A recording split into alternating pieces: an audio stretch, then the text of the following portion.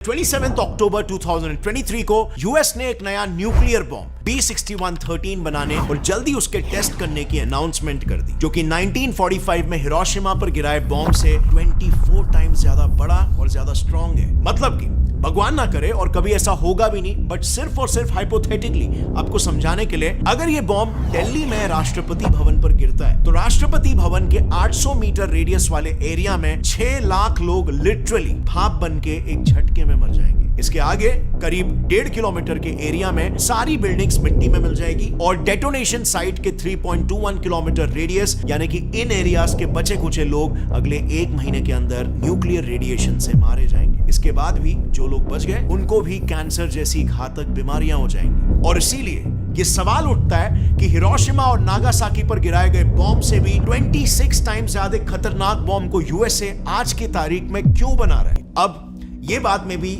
आपके लिए as an outsider आपको अजीब लगे, बट यूएसए में ये एक आम बात है और मैं आपको बताता हूं आगे क्यों।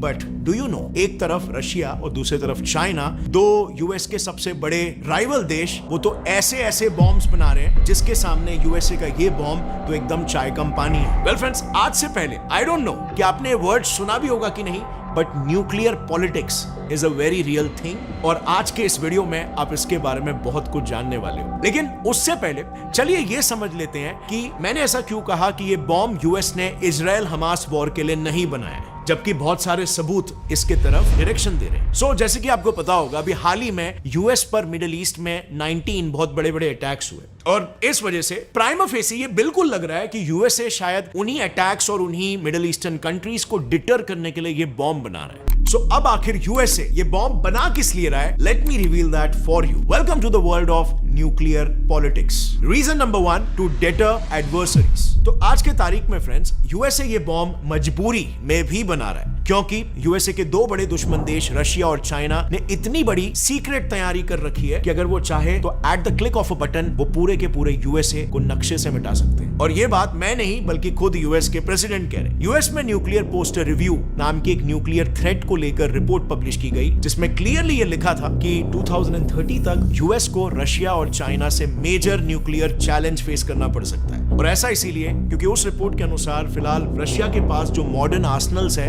वो इतने ज्यादा है कि उनसे अमेरिका को मेजर एग्जिस्टेंशियल थ्रेट फेस करना पड़ेगा। देखो, आज के तारीख की बात करें तो आज दुनिया में सबसे ज्यादा न्यूक्लियर वेपन्स रशिया और यूएस के पास ही है। रशिया के पास 5889 और यूएस के पास 5224। इनके अलावा तीसरे नंबर पर आता है चाइना, जिनके पास 410 है, और इंडिया पाकिस्तान दोनों के पास 164 और 170 बॉम्ब्स रिस्पेक्टिवली है। अब उस रिपोर्ट में एक और मेजर रिविलेशन ये किया गया कि आने वाले 10 सालों में चाइना और 1000 न्यूक्लियर वॉरहेड्स बनाने वाला है और इसीलिए जाहिर है यूएसए को भी इन दोनों देशों से मेजर न्यूक्लियर थ्रेट्स हो जाएंगे क्योंकि ये दोनों देश एलाइज हैं। और इसीलिए खुद यूएस गवर्नमेंट ने B6113 के प्रेस रिलीज में बताया कि यही one of the main reasons है कि उन्होंने B6113 बॉम्ब बनाने का प्लान किया है। अब इस इतने बड़े न्यूक्लियर बॉम्ब को इंट्रोड्यूस करने के बावजूद भी यूएस की कांग्रेस, जिसमें ऑपोजिशन रिपब्लिकन पार्टी स्ट्रॉन्ग है, उन्होंने गवर्नमेंट को क्रिटिसाइज करते हुए ये बताया कि इस एक बॉम्ब से कुछ नहीं होगा। यूएस अभी भी अपने दुश्मन रशिया और चाइना से काफी पीछे है। अब ऑपोजिशन का ये बयान सुनकर आपको ये लग रहा होगा कि देश की सिक्योरिटी को लेकर ये ऑपोजिशन पार्टी कितनी कंसर्न्ड है।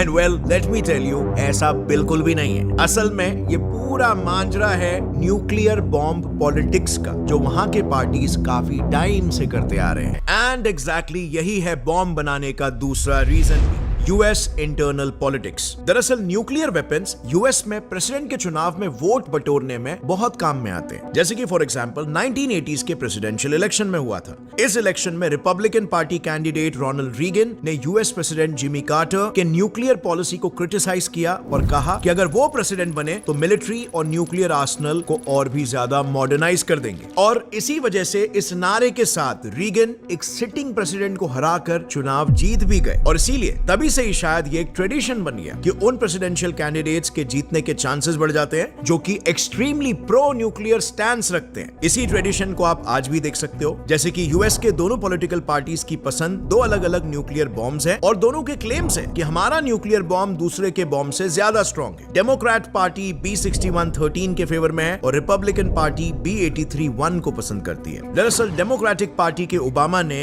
अपने प्रेसिडेंसी के टाइम पे B83 न्यूक्लियर बॉम्ब को रिटायर कर दिया था, लेकिन रिपब्लिकन पार्टी के डोनाल्ड ट्रंप ने प्रेसिडेंट बनते ही B83 बॉम्ब्स का रिटायरमेंट कैंसिल कर दिया। लेकिन फिर उसके बाद डेमोक्रेटिक पार्टी के बाइडेन ने फिर से B83 बॉम्ब्स को रिटायर करने का ऑर्डर पास कर दिया। बेसिकली न्यूक्लियर बॉम्ब्स का यूज कहीं पर नहीं हो रहा है, लेकिन जिसकी सरकार उसका न्यूक्लियर बॉम्ब बनता या कैंसिल होता है। अब बताए गए दो रीजंस के अलावा बॉम्ब बनाने के प्लान का तीसरा रीजन आपको थोड़ा आयरॉनिक लगेगा, लेकिन फिर भी आपको बता देता हूं। वेल, वो ये है कि प्रेसिडेंट के हिसाब से पुराने 5 न्यूक्लियर बॉम्ब से आधा खर्चा इस एक नए बॉम्ब में लगने वाला है। अब वो कैसे? तो देखो, आज जो B6113 बन रहा है ना, उस B61 सीरीज के बॉम्ब 1960 से ही बनने शुरू हुए थे और आज उस सीरीज में सिर्फ B61 4, 7, 10, 11 और 12 वर्जन्स ही ऑपरेशनल है और इन्हीं पुराने बॉम्ब्स को मेंटेन करने का खर्चा $10 बिलियन आता है। इसी खर्चे को कट डाउन करने के लिए यूएस B61 न्यूक्लियर बॉम्ब का 13th वर्जन बना रहा है, जिसका खर्चा आयरॉनिकली ऑफिशियल्स के हिसाब से सिर्फ $800 मिलियन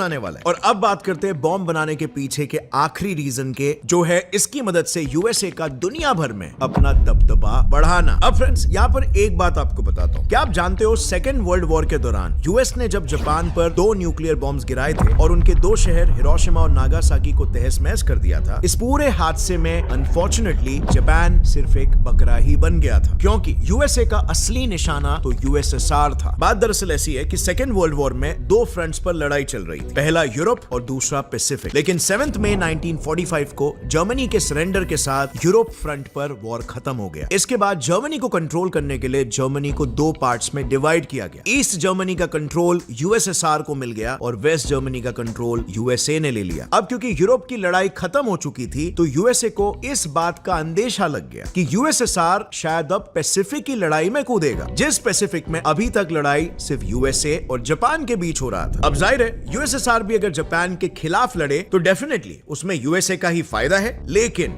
यूएसए ने सोचा कि जीत के बाद फिर जापान को भी जर्मनी की तरह उन्हें साला यूएसएसआर के साथ शेयर करना पड़ेगा, जबकि यूएसए जापान का सोल कंट्रोल चाहता था। अब यूएसए ने सोचा यूएसएसआर को इस रेस में हराने का और अपने हेजीमनी को कायम रखने का एक ही तरीका हो सकता है, जापान को जल्द से जल्द घुटनों के बल पर ले आया जाए, और वो भी ऐसे कि दुनिया और स्पेशली यूएसएसआर देखते ही रह जाए। अब सबसे अनफॉर्चुनेट बात सुनो। हिस्टोरियन गर एल्पेरोविट्ज ने 1965 में पब्लिश्ड अपनी book atomic diplomacy Hiroshima and Potsdam में लिखा हुआ है कि जापान पर न्यूक्लियर बॉम्ब यूएसए ने सिर्फ और सिर्फ सोवियत पर अपनी सुप्रीमेसी साबित करने के लिए किया था, ना कि जापान को हराने के लिए, क्योंकि जापान वैसे भी जल्द ही सरेंडर करने ही वाला था। सो नाउ जस्ट इमेजिन ये वर्ल्ड पॉलिटिक्स कितना बड़ा दलदल है और इसमें न्यूक्लियर डिप्लोमेसी या न्यूक्लियर पॉलिटिक्स कहो कितना नास्टी होता है। अक्सर 2 बड़े ग्लोबल सुपर पावर्स लड़ते हैं अपने हेजीमनी के लिए,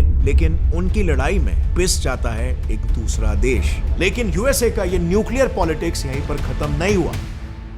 अगर ये वीडियो का क्लिप आपको पसंद आया तो पूरी वीडियो चेक करना मत भूलना, लिंक नीचे डिस्क्रिप्शन में है।